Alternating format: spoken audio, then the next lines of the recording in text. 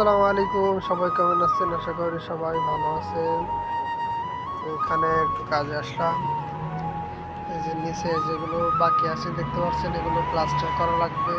তো এখানে আলকাতরা মারা আছে, এই জন্য ডাইরেক্টলি প্লাস্টার করা যাবে না। এই জন্য মেশিন দিয়ে প্লাস্টারগুলো উঠায় নিচ্ছি। এই যে বড় চারুকের মাথায় রিসা লাগিয়ে এগুলো ঘষে ঘষে তুলে ফেলা লাগছে। এই যে দেখেন মেশিন দিয়ে তুলতেছে, তেমন সাদা হবে। তারপরে এটার পরে প্লাস্টার করবে। ডাইরেক্টলি আলকাটার উপরে আর কি খালতা মারলে এটা থাকে না, তার কারণে এটা মেশিন লাগিয়ে তুলে ফেলা হচ্ছে। এখান থেকে এখানে আছে, তারপরে যে পাশে একটা তুলে ফেলা হয়েছে। এখানে আর কি ফুল গাছ লাগাবে, ভিতরে পানি